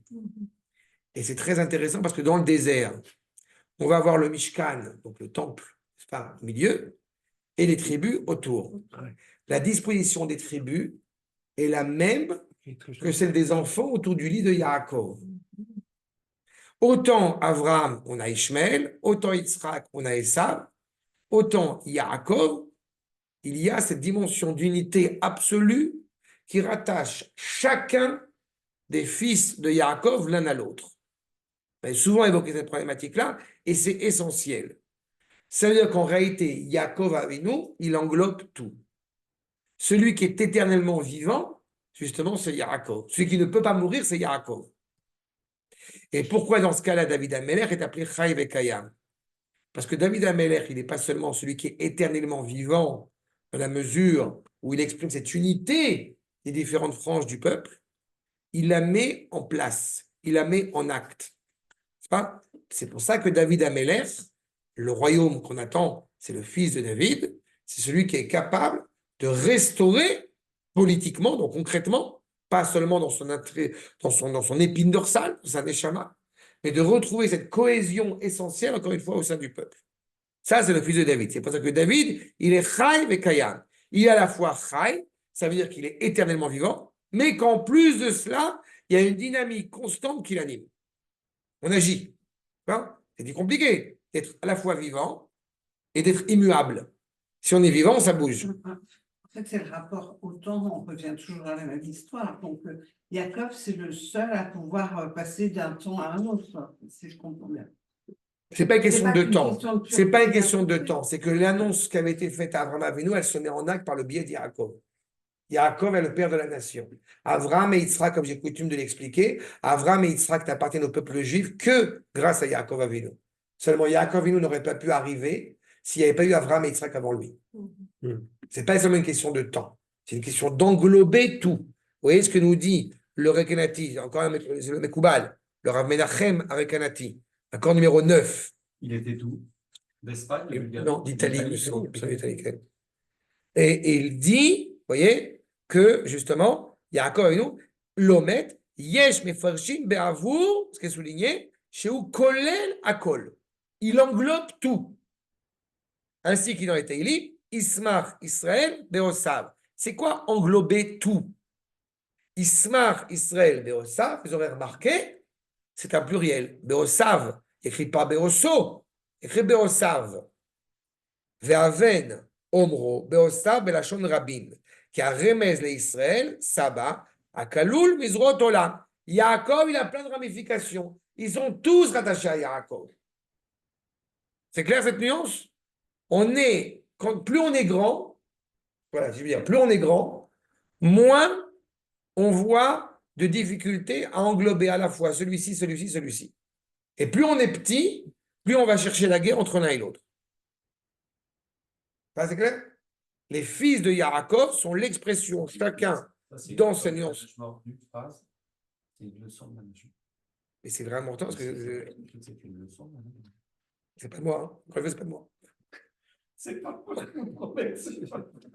C'est vrai. Donc tout est habillé au nom de la sainteté, avec de manière essentielle le visage et la couleur de chacun dans cette famille qui se constitue. Yaakov, je rappelle, c'est celui qui est capable d'arriver en Égypte et d'exprimer l'unité. Shivim nafesh, pas shivim nefashot, shivim nafesh. Il est l'expression de l'un. Pas ke goyechad baaretz. C'est Yaakov. Sur cette base de Yaakov. À quel que c'est clair. Ouais. Est-ce qu'on va étudier l'expression l'arc et Olam? j'aurais pas le temps. D'accord. Mechila, j'aurais pas le temps. Non, c'est vraiment un vrai Mechila, c'est pas du tout ça. Ça te prend beaucoup plus de temps. Hein. Mais peut-être à une occasion. En tous les cas, C'est encore une autre façon de dire. oui. Mais là aussi, c'est pas sûr qu'on le retrouve dans l'exégèse traditionnelle. Hein? Olé les mromim, il monte. Okay. Et par exemple, on ne dit pas d'un nom juif, n'est-ce pas? Non. Et est-ce qu'on le dit d'un rachat? Non. On n'aurait pas dit comme ça. On n'aurait pas dit comme ça. Non. Okay. Bref, ce qui va nous permettre un petit peu de résumer, compiler tout ce que nous avons dit maintenant, Makor numéro 10 avec Rabbeinu Bechaye.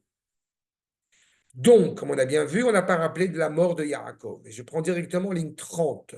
Veine, à Parasha Azot Maïda. Cette Parasha témoigne. Shemet, comme on a dit, on voit bien dans le sens obi du verset. Là, encore une fois, ceux qui veulent le comprendre, les choses de manière biologique, pour le coup, évidemment, disant Yaakov n'est pas mort, vous savez, il y a trois types de gens.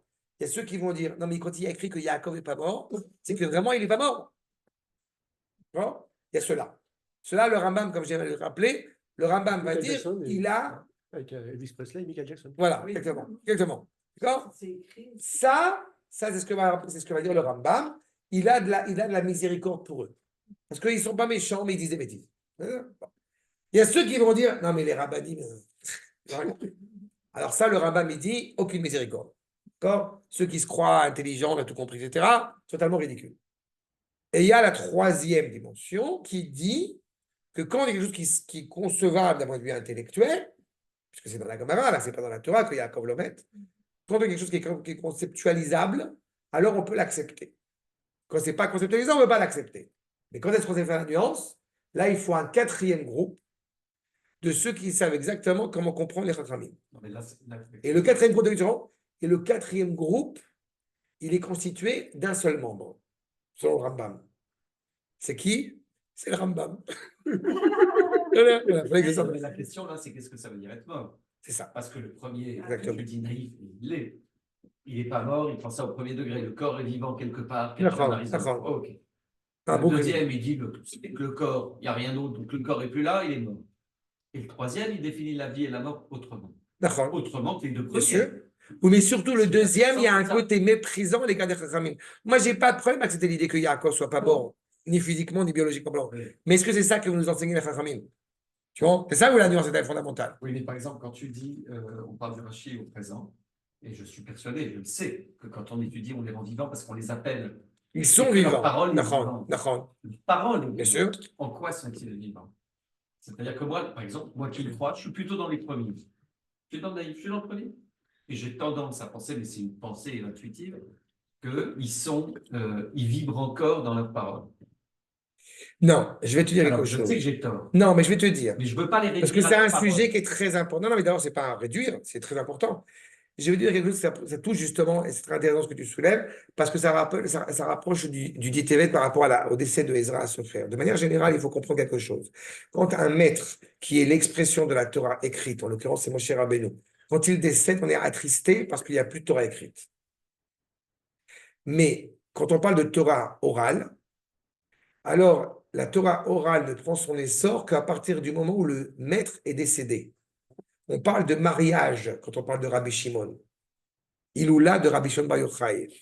On n'est pas attristé par la mort de Rabbi Shimon. On pourrait être attristé. Non.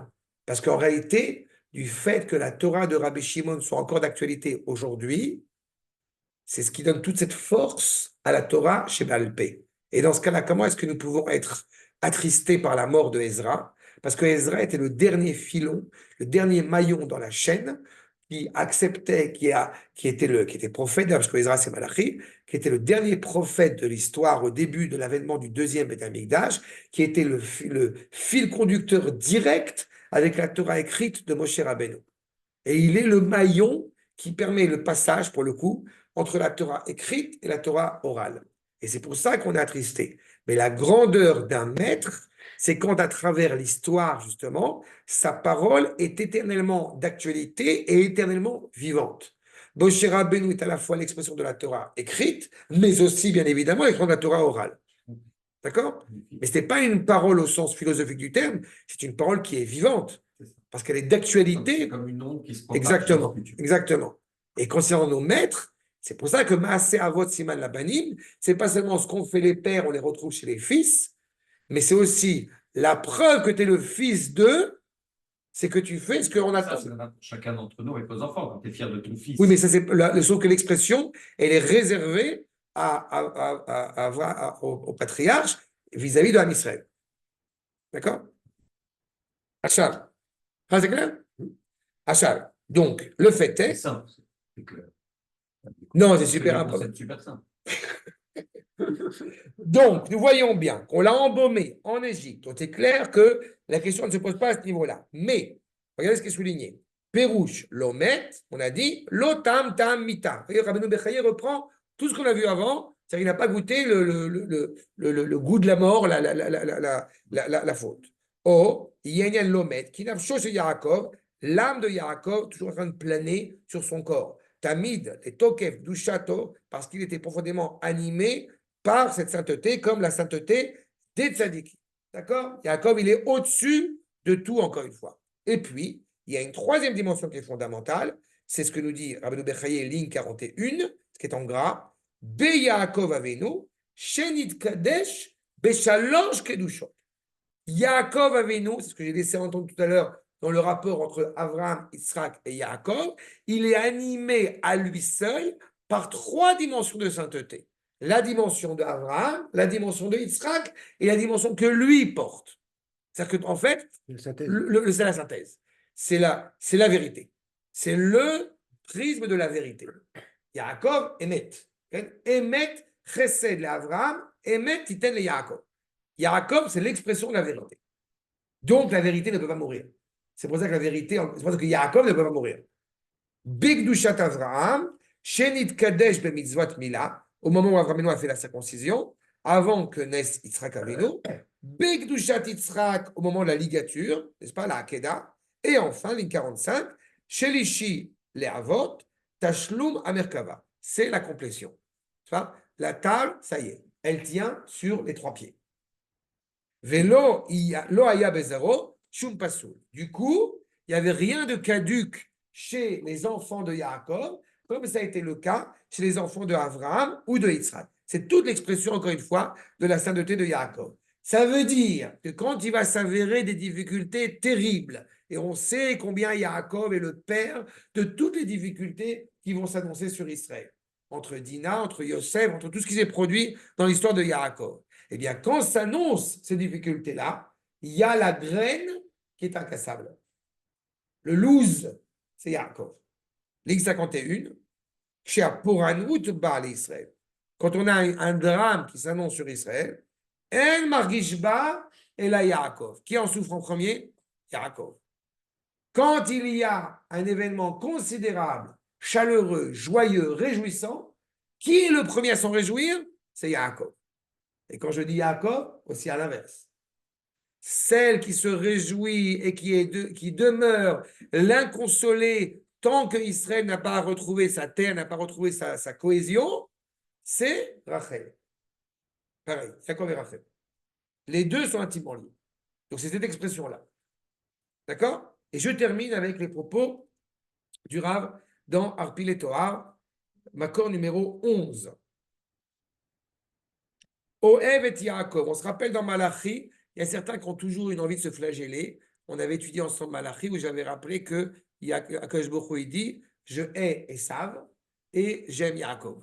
C'est tout, c'est comme ça. Tu montes, tu descends, c'est comme ça. Bon. Donc oui, mais quand même, vous avez volé la bracha. Très bien. Qu'est-ce que pense Akash Baruch Hu? Bon, comme ça, on a répondu à la question. Oev et Yaakov. On aime, il aime Yaakov. Shei Teshuva Nitzrit.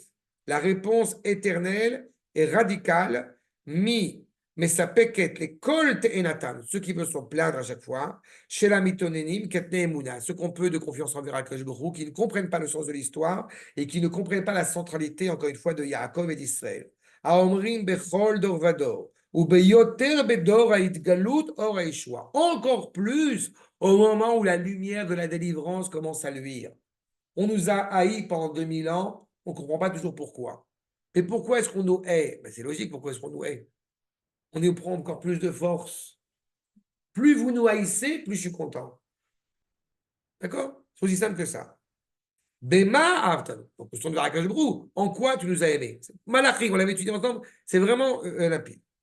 Ou Behemet Avatola, Vava Rabba, Avtanu Hashem Elohenu. On dit entre Shacharit et Arvit, avant les bénédictions de la lecture du schéma, entre Ava Rabba et Avatola. Ça aussi, c'est un sujet fondamental. Je l'ai étudié, je l'ai enseigné, peu importe. Mais il y a cette expression de l'amour d'Akash Baruch Hu qui se veut, encore une fois, radical et incontestable.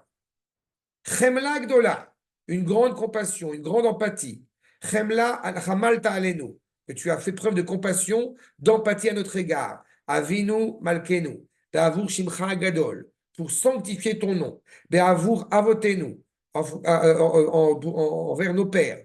Shebatrou Becha, qui ont confiance en toi. Et Telamdam Chukei Chaim, tu leur as enseigné des éléments, des lois essentielles, vitales.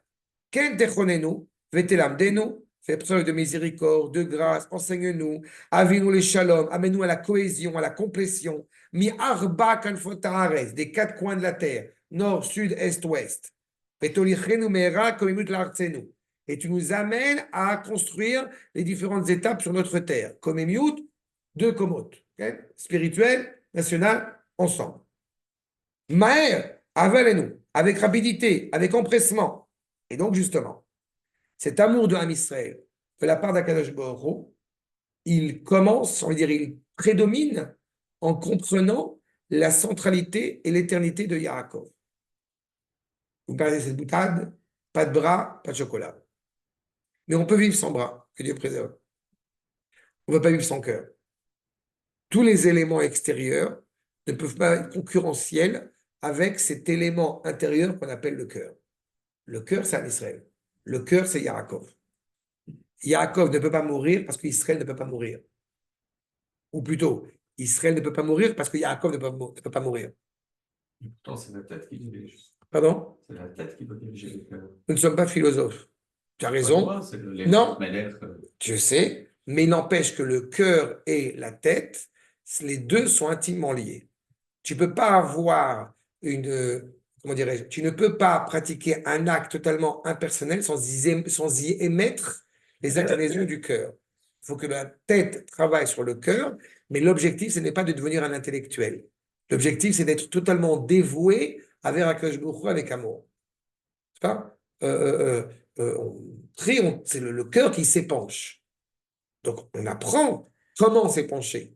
Pourquoi dans ce cas-là, c'est le noir? Pourquoi dans ce cas-là, c'est le noir? Parce qu'il est plus stable. Le cœur n'est pas stable. Tu t'imagines si on amenait des entrecôtes à Akadosh Baruch Hu. Très bien, on fait le truc, allez. Tu as un voisin, je te le dis, ça doit être le Roumain là, qui est marié à la femme pas juive. C'est un peu. Chaque fois qu'on est à ton cours, il fait des bruits. T'entends rien. C'est pas un voisin qui fait des bruits. C'est le Roumain. Hein. En tous les cas, c'est celui d'à côté. En tous les cas, je répète, en tous les cas, c'est le rapport à l'intellect qui est bien, mais qui est dangereux. Je rappelle souvent que la Emouna, eh bien, le lien qui nous rattache à Kadosh Baruch Hu, il a pour serviteur essentiel la tête, l'esprit et le cœur. S'il a l'un ou l'autre, il est manquant. Il est boiteux. Comment on peut servir à Kadosh Baruch Hu qu'avec la tête et sans philosophe? Mais il ne sert pas à Kadosh Baruch Hu. Si, il sert lui-même. Ah oui, c'est dangereux. Le philosophe, il produit des Ou mais tu as l'inverse aussi. Tu as l'inverse aussi. Ah. Dieu, il s'en fout que je mange kasher ou non. Moi, j'aime Dieu de tout mon cœur. Ah oui, je vois. Ah oui, là, c'est le philosophe, ok, de la tête. Tu as le philosophe. Mais ça, c'est le clou. Tu as le philosophe. Oui, mais tu as le philosophe philosophe qui te dit, moi, je ne fais que ce que je comprends. Voilà. C'est le chrétien. Oui, mais malheureusement, ce qu'on appelle la teshuva à la française. Okay. Je suis les misotes selon ce que je comprends. Il a de la chance, déjà, il comprend quelque chose. Exact. Et le cœur, c'est ça. Dieu, il s'en fout, les misotes, pas les misotes. Moi, je suis religieux dans mon cœur. Voilà. D'accord? Les deux, c'est catastrophique. Voilà. Achab, en tous les cas, Afalpi. Alors maintenant, bien sûr, on va dire, on se rappelle Shema Israël, le danger de la reconnaissance de l'unité d'Akadosh Baruch Hu, comme l'unité de Israël, Saba, Shema Israël, Hashem Eloheinu Hashem Echad, tous les enfants sont autour de lui. Yaakov a une vraie inquiétude. Est-ce qu'ils vont continuer à véhiculer cette unité ou au contraire que Dieu préserve se séparer? Et la réponse, Shema Israël, Saba, Yaakov, Hachem Eloheinu, Hachem Echad. Et comme je vais le répéter, Yaakov nous dit à ce moment-là, à voix basse, Shema Israël, Baruch Shem Kevon Machuto Lambaï. Alors, c'est très intéressant pour la petite anecdote, c'est qu'il y a un midrash qui dit, il a dit Baruch Shem Kevon Machuto Lambaï, un autre midrash qui dit, il a dit Idgadal Vikadal Shem Rabba. Tafka en araméen. Mais les deux sont très intéressants. Parce que si c'est en araméen, c'est que les anges ne comprennent pas. Ça passe directement chez Akadosh Baruch Hu. Cette unité, cette grandeur d'Akadosh Baruch Hu. Et si c'est dit à voix basse, ça veut dire qu'il y a une réalité qui, dans le monde dans lequel nous vivons, qui va contredire cela. Donc on le dit à voix basse, sauf le jour de Yom Kippourim. N'est-ce pas? Mais on le sait. Qu'est-ce qu'il nous dit? Afalpi, Shagalouy Soter les familles. Cette unité de Yaakov, cette unité du peuple juif, cette unité d'Akadosh Baruch Hu, parfois, d'un point de vue au niveau de ce que nous voyons, c'est assez contradictoire parfois. Mais en vrai, il n'y a rien. Qui émet Abroura, la vérité est claire, comment dire, elle est limpide. Uma Amar Ajvatim Kulam, ce que nous venons de citer, les enfants qui sont autour de Yaakov. Keshem she'en belibcha el ha'echad, comme en ton cœur il n'y a rien d'autre si ce n'est un, car en belibenu el ha'echad, en notre cœur aussi, il n'y a rien d'autre si ce n'est l'unité absolue. Et Yaakov nous l'omet, justement, Deumikish ou les zaro. Vous me continuez. Comprenez bien à chaque fois qu'une des questions qui m'émeut et m'anime à chaque fois, ce n'est pas de savoir si la Géoula viendra, c'est de savoir si j'aurai le privilège, moi, mes enfants, mes petits-enfants ou mes arrière-petits-enfants, d'en faire partie. Mais on en fait forcément partie, si les arrière-petits-enfants en font partie. Mais c'est le bonheur de savoir que nos enfants vont en faire partie et que je transmets ces valeurs-là pour continuer cette unité. Et malheureusement, je sais pertinemment que les mutations d'identité ont fait que, malheureusement, des familles juives ont déserté. Et c'est dramatique. Et c'est ça qu'il nous dit. L'inquiétude de Yaakov, est-ce que vous allez continuer? Est-ce que vous allez garder en vous cette unité qui nous rattache, encore une fois, à ce maillon dans la chaîne de l'histoire? Et les enfants l'ont rassuré. Mazaro Bachaim, Afu Bachaim. Comme nous, on est vivante, encore vivant. La Torah est encore vivante.